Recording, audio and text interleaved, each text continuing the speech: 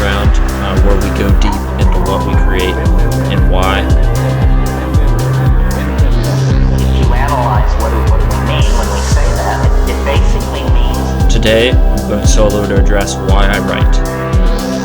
There's creative people in this room, man.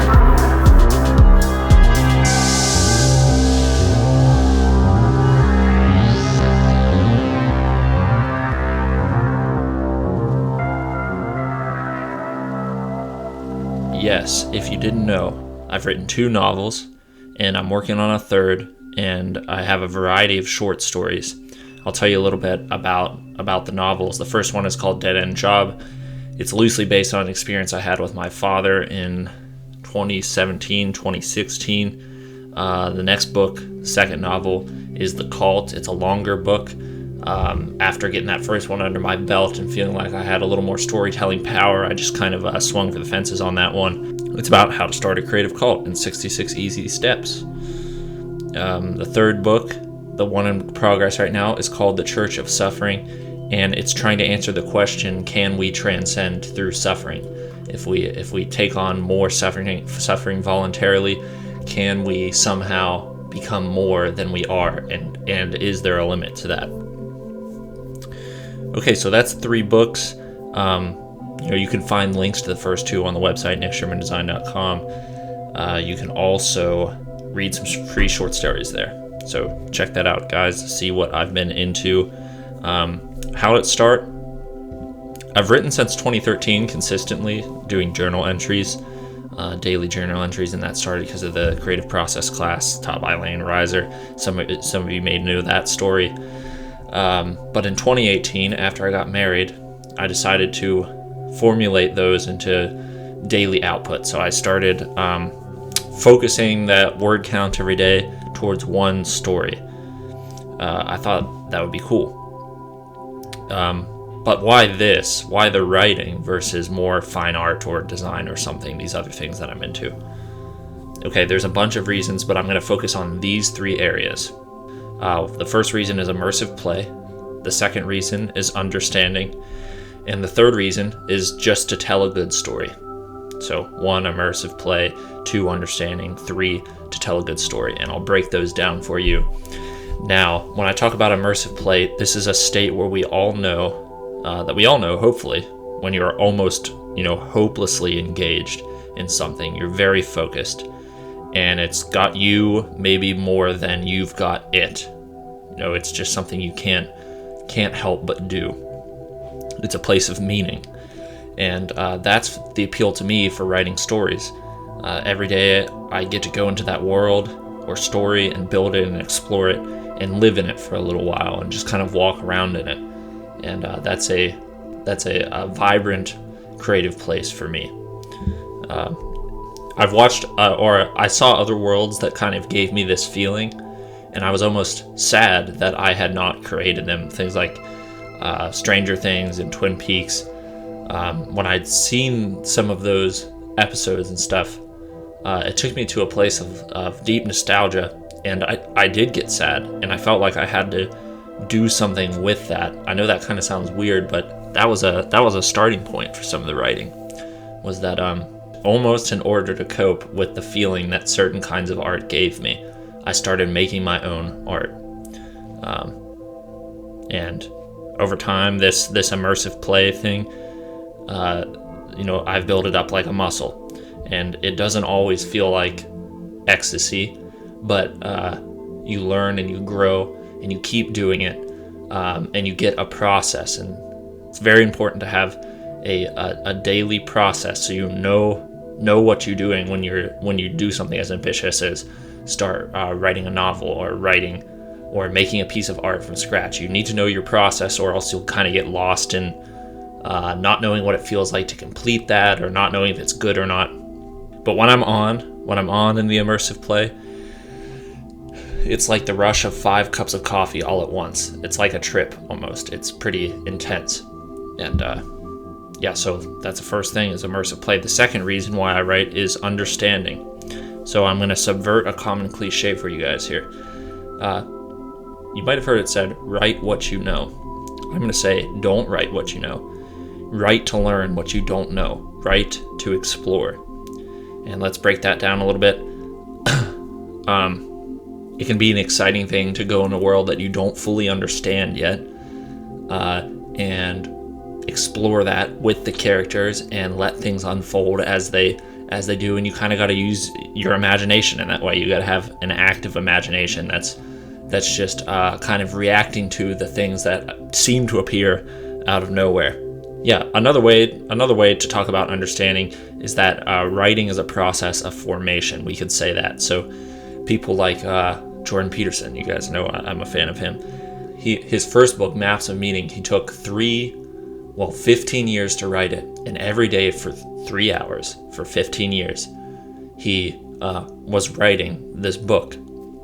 And you could say, what was he doing with that amount of time? What could he possibly doing? Well, he was trying to figure out the reason why I was writing the book. He was just trying to figure out what evil really was.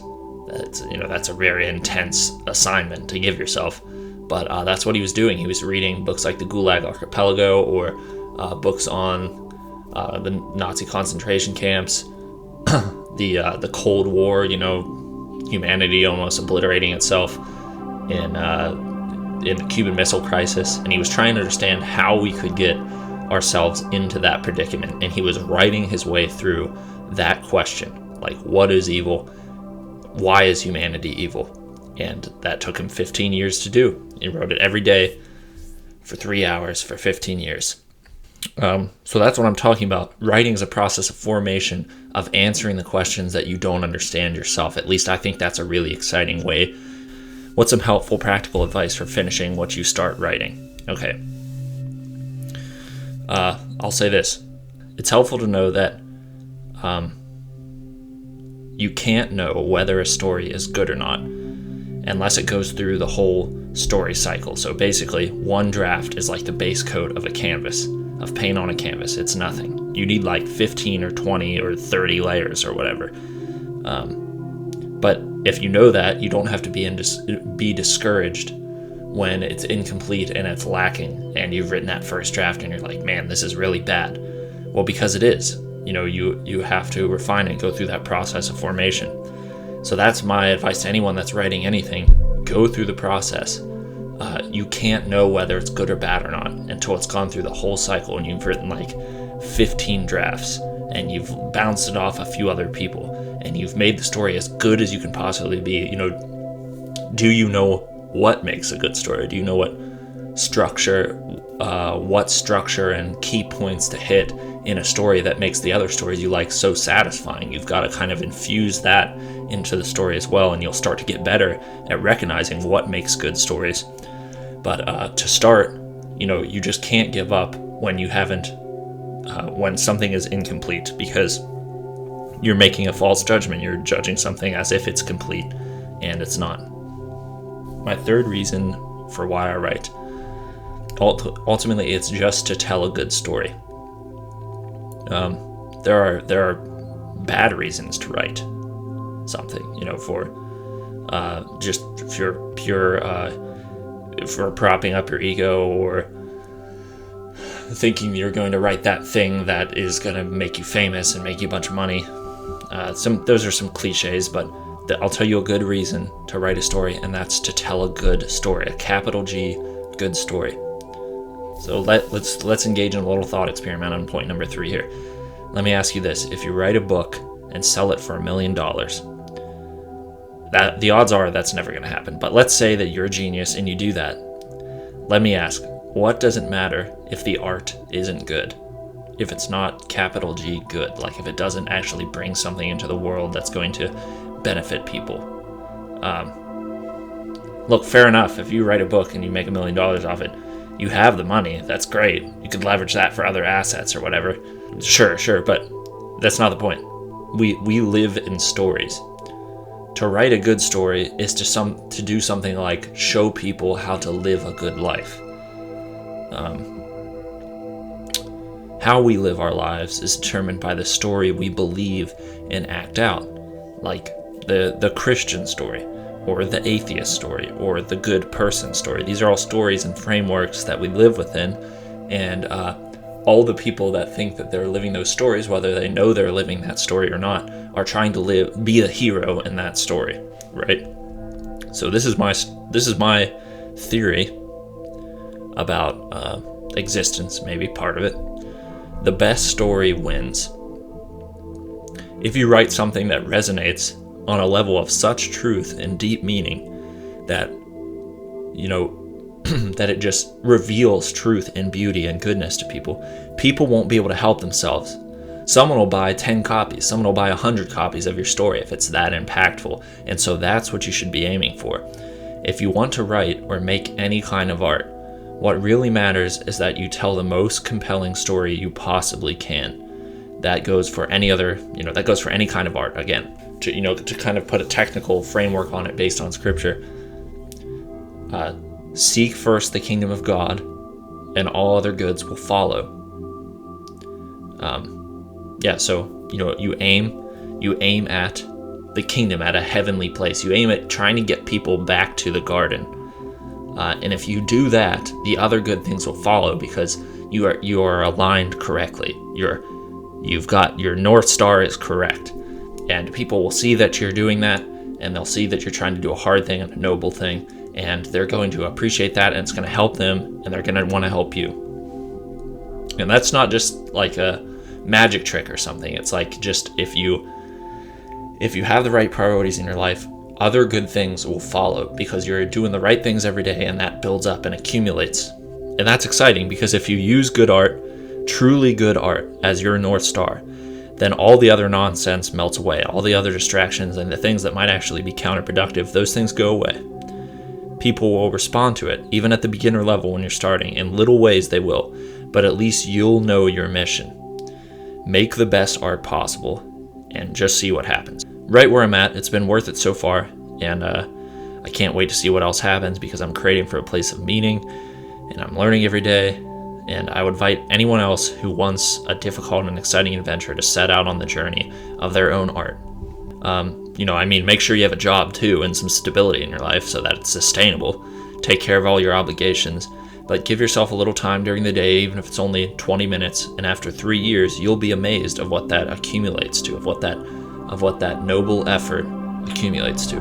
So recap, I write, number 1, I write to achieve that place of deep focus, the immersive play state. And it jumpstarts my creative appetite every morning. Number 2, I write to understand. I write to go on adventures in my stories along with the characters. Their stories are just as surprising to me as if I had never heard them, because I'm going on the adventure too, and that sounds cliche, but it's true. And number 3, the best story wins. This is perhaps the most important point. The stories we live and tell other people matter, and we are in one right now, a very grand one. And our stories, so long as they're aligned with the truth, help reveal new dimensions of the grand story, the ultimate human story that we're in right now, and they transform us in a very real way. And so that's why I write. And this has been Nick Sherman from the Creative Underground. Talk soon.